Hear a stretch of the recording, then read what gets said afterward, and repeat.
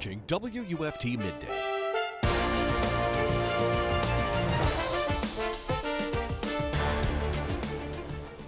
Hurricane Helene is strengthening in the Gulf and projected to be a major hurricane when it makes landfall later today. According to one hurricane expert, Helene is forecast to grow into one of the largest storms in the Gulf of Mexico over the last century.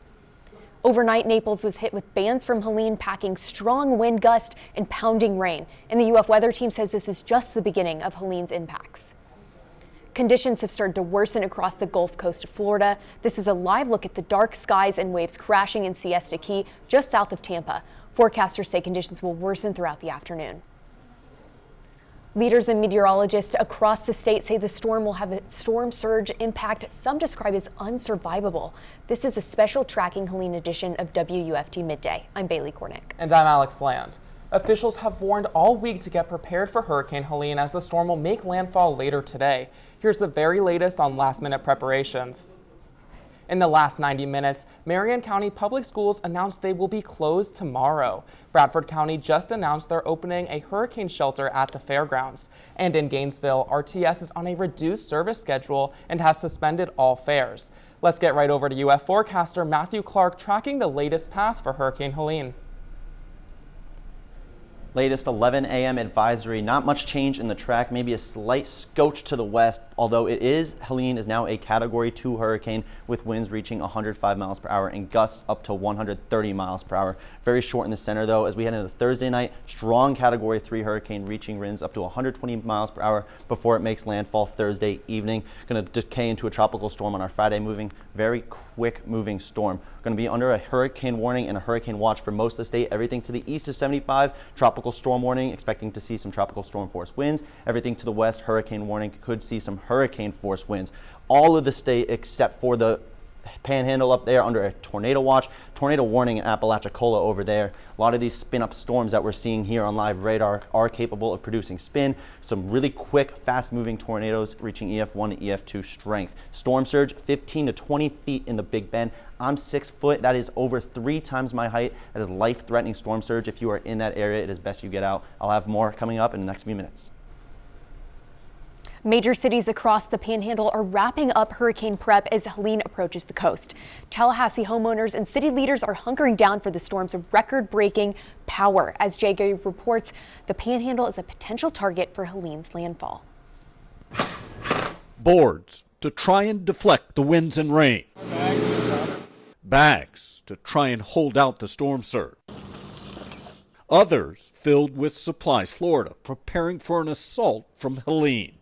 Most of the models have this becoming a major hurricane. Some even have it becoming a Category 4. The storm churning in the warm waters of the Gulf, accelerating, intensifying, and growing. The hazards are going to be far-reaching from this area with tropical storm force winds 250 to 300 miles out. 3,500 National Guard troops have been deployed to the region, power crews from across the country. Tropical cyclone soon to be. And emergency response teams staged, ready to move in as soon as possible. We could expect anything from swift water and flooded area rescues to structural collapse. Along the coastline, the worry is not only winds well over 100 miles an hour, but a wall of water that could come with that. I'm stressed. I mean, they're calling for a possible 10-foot surge here. I've dealt with 7. That's 3 feet higher. Yeah, I am very concerned. Concern that stretches inland as well. This will be the largest and most catastrophic storm that we have ever seen in recorded history of our community. Tallahassee in the direct path of the storm. Jay Gray, NBC News, Tallahassee.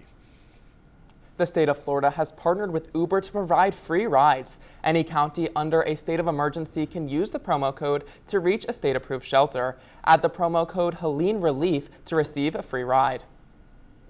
Alachua County released emergency tips to keep residents prepared. With the expected high winds, outdoor items can be dangerous. Make sure to secure or remove loose items. Power outages and downed trees will likely also be an issue after the landfall. It is also important to secure sandbags and place them properly. Complete each layer with creating a seal. Leaders in Levy County are working to make sure neighbors waste no time in preparing for the storm. Officials ordered a mandatory evacuation Tuesday ahead of Helene.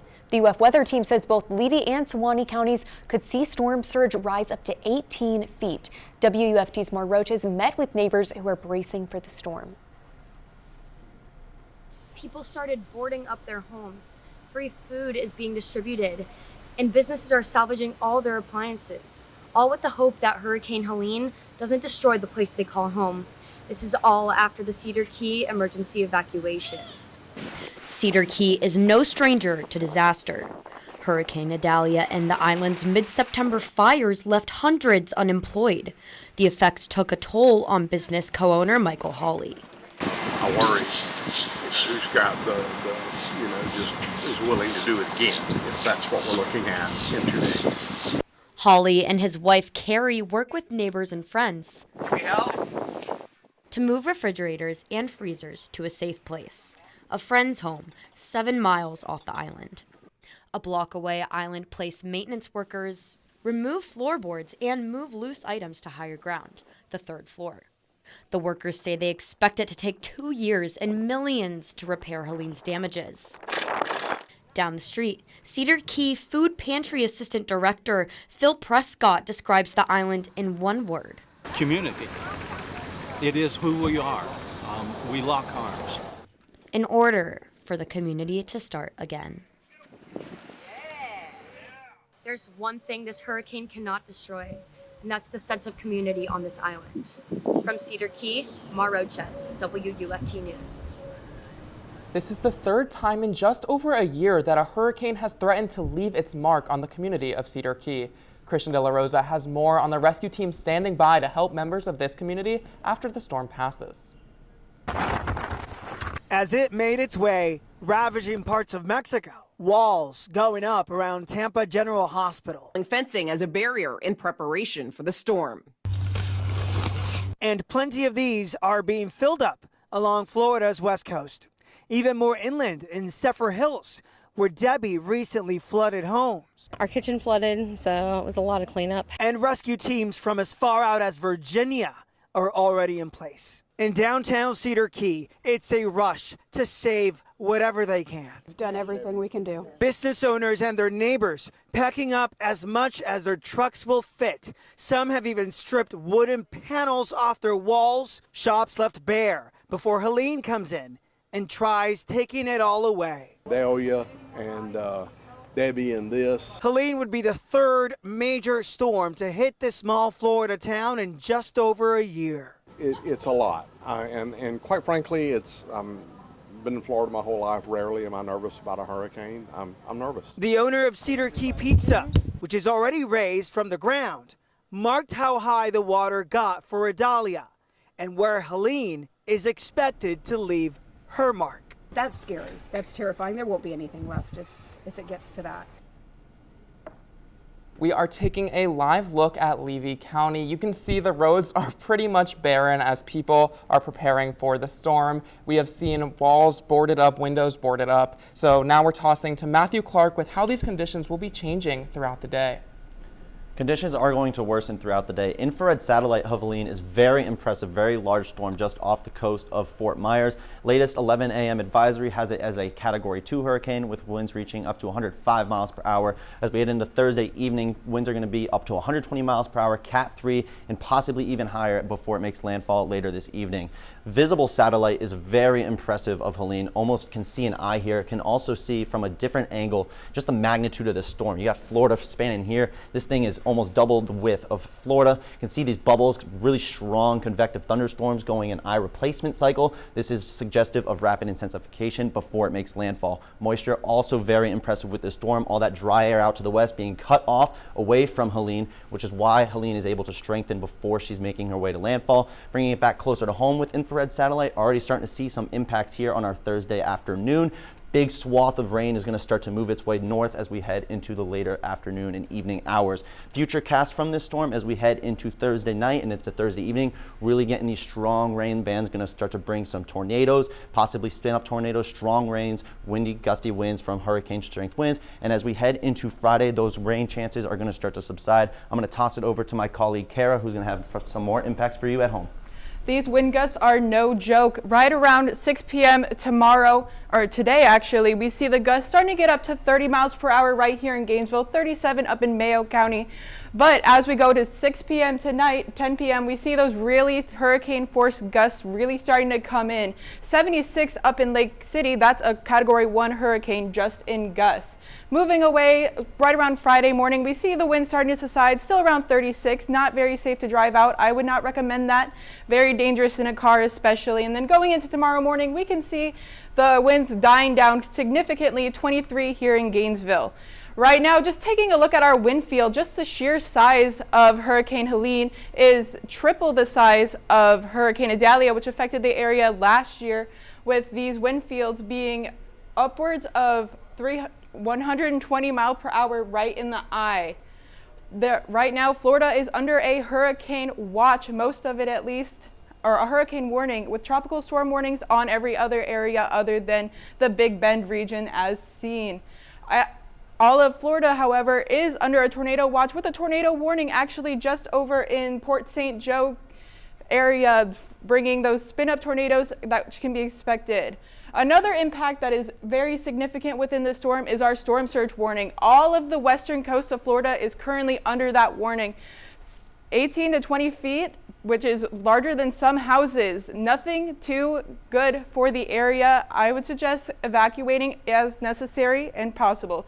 Severe risk for isolated tornadoes is pretty much scattered all across the U.S., significant up in Jacksonville as well.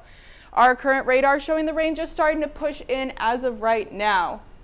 The rainfall totals for the next couple days showing those significant numbers. Our 7-day outlook is showing clearer skies after tomorrow with the temperatures in the mid-80s. Right now, cities around the Florida Gulf are bracing for Helene's landfall, projected to be the strongest hurricane to hit the U.S. in over a year. Maribel Gonzalez is in Steinhatchee, one of the regions expected to be hit the hardest by Helene. Across Florida, a sense of urgency as Hurricane Helene nears. I mean, rather be safe than sorry, right? Preparations underway as Helene gains strength over the record-warm Gulf of Mexico. The monstrous hurricane slated to slam into Florida's Big Bend coast Thursday evening, bringing with it dangerous winds, flooding, and potentially life-threatening storm surges. When you're talking about 120, 125 mile an hour, potentially in Tallahassee, certainly on the coast as that makes landfall, those are not numbers that we've seen in recent years.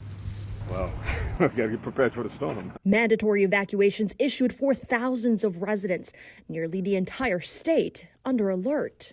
You know, but it's best to be prepared for the unknown, because if you're prepared, you can manage it better. Any crisis, much better. At this sandbag location, all hands on deck. In this time of emergency, those serving time in Pasco County's correctional system. Hi, ma'am, you're all set, okay? Now serving others. Helping, like today, with sandbags and really focusing on the residents of the community that are elderly or infirmed or, need some of assistance. A couple years ago, I had to do it myself, and I have a bad back, so it wasn't easy. So, yes, I'm very thankful. In Steinhatchee, Florida, I'm Maribel Gonzalez. We will continue to stay on top of every development about Hurricane Helene. For the latest information about the storm, latest closures, and its potential impacts across north central Florida, you can visit our website at WUFT.org. Before we go, can you guys give us one last check on the weather? Yes, our 7-day outlook is looking warmer on the warmer side, with those chances of rain going down following Hurricane Helene going through. But just taking another glance at our winds for what can be expected, most of Florida under some sort of warning, tropical storm warnings just east of I-75 for a lot of the state, and then the hurricane warning right in that Big Bend area where that storm surge is going to be severe. Again, I would suggest, as you are able, go to a shelter where you're able to avoid these conditions. And most of the state also under still a tornado watch. Look out for warnings issued by the National Weather Service showing the possible for these storms to spin up.